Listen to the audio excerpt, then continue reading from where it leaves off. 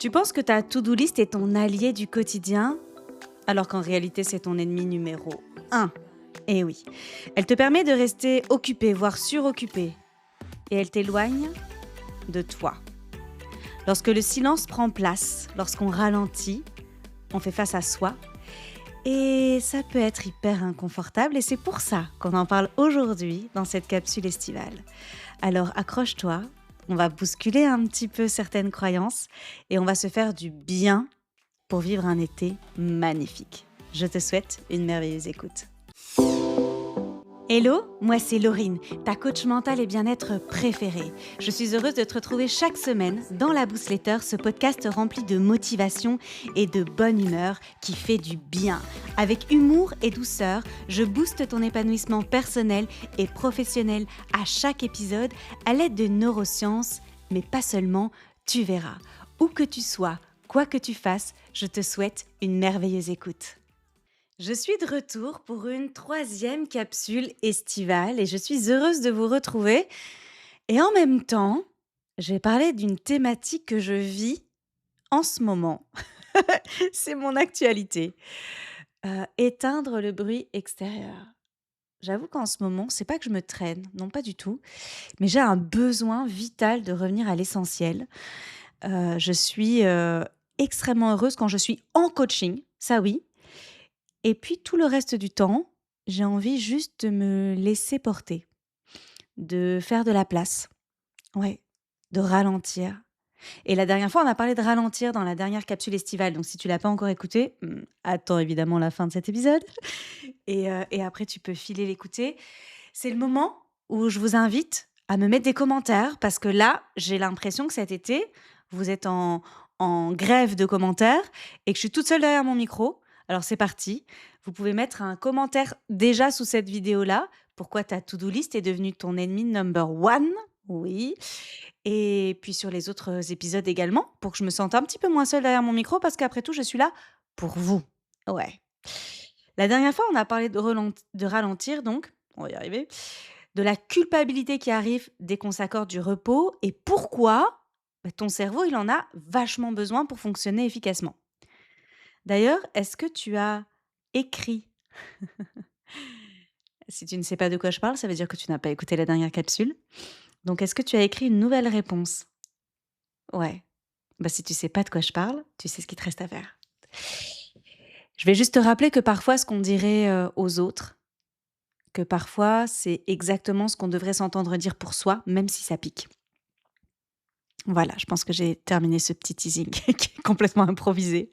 Aujourd'hui, on va un cran plus loin parce que ralentir, c'est bien, c'est génial, hein.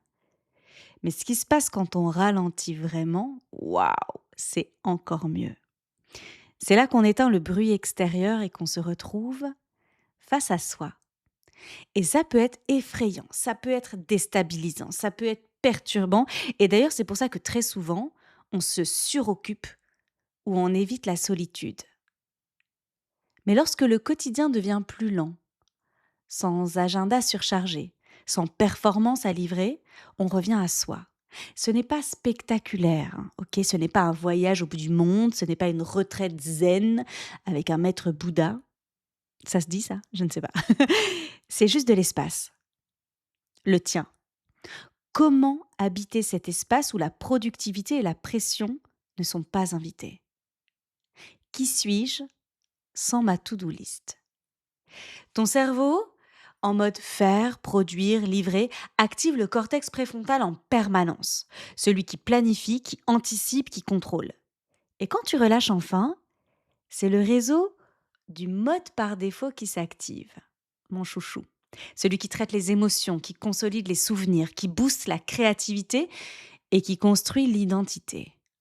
Autrement dit, c'est quand tu ne fais rien que tu te retrouves le plus. L'été, c'est pas une parenthèse vide, même si globalement la société ralentit, qu'il y a plein de trucs qui sont fermés, tout ça, ok. C'est un moment où tu as le droit d'exister sans avoir à prouver quoi que ce soit. Ok, tu as évidemment le droit de le faire toute l'année, mais il faut avouer que c'est moins facile lorsque tu es happé par le quotidien. Donc l'été, c'est le moment où tu reviens à l'essentiel, en dehors de cette fucking to-do list, ok? C'est quoi l'essentiel? C'est pas une liste de priorités, je pense que tu as compris. Ce sont tes fondamentaux. C'est ce qui reste quand on enlève le bruit des réseaux, des opinions des autres, des injonctions, des tu devrais, des comparaisons, de la pression, de la culpabilité. L'essentiel, ça regroupe quoi? Tout d'abord, tes valeurs profondes. Ce qui te guide vraiment, pas ce que tu affiches. Ce qui te guide vraiment à l'intérieur de tes tripes. Tes besoins réels, pas ceux que tu as mis en veille depuis des mois. Ok? Tes désirs, pas les objectifs copiés sur quelqu'un d'autre. Les relations qui te nourrissent, pas celles que tu entretiens par obligation. Pourquoi c'est important de revenir à l'essentiel? Parce que sans ce retour à soi, tu retournes dans tes anciens schémas, voire même tes schémas actuels. Tu risques de repartir en septembre dans la même direction, surchargé et épuisé. Revenir à l'essentiel, c'est se rappeler qui tu es, en dehors de tous tes rôles, d'entrepreneur, de mère, de femme performante. C'est réaligner ce que tu fais avec ce que tu veux vraiment. C'est cette petite différence entre courir et avancer. Et du coup, avancer vers quelque chose qui te convient. Comment on y revient concrètement? Tout d'abord par le silence. Couper volontairement le flux, les réseaux, les news, les notifications pour entendre ta propre voix. Ensuite par le corps. Marcher, nager, bouger sans objectif de performance. Le corps, c'est toujours avant la tête. Par l'écriture. Pas un journal parfait, juste des mots posés. Sans filtre. Ce qui t'élève, ce qui te pèse, ce qui te draine. Par la lenteur. S'accorder des moments sans but, sans agenda. C'est là que les vraies réponses émergent. C'est là que le mode par défaut s'active. Par les questions justes. Pas qu'est-ce que je dois faire, mais plutôt qu'est-ce qui me fait vraiment envie, qu'est-ce qui me fait vibrer, qu'est-ce qui me fait rêver. Ton espace de réflexion pour cette capsule estivale. C'est quoi pour toi revenir à l'essentiel? Décris une journée idéale, pas parfaite, juste composée de tes essentiels à toi. Qu'est-ce qu'il y a dedans et qu'est-ce qu'il n'y a pas? À toi de jouer. Dans la prochaine capsule, on passe à quelque chose de plus concret. Parce qu'après s'être retrouvé, vient une vraie question. Comment je veux organiser ma vie à la rentrée? Pas la subir, la construire. Mais on a le temps. On se retrouve pour une prochaine capsule au mois d'août. 12 étés à chacune d'entre nous. Si cette newsletter t'a inspiré, partage-la autour de toi. Je suis sûre qu'une femme de ton monde à toi en a besoin aujourd'hui. Prends soin de toi, puis prends soin des autres. Je te laisse sur un sourire et te dis à très vite. Bisous Boost. Incroyable, l'épisode est déjà terminé. J'espère qu'il t'a été aussi utile qu'il a été agréable pour moi de l'enregistrer.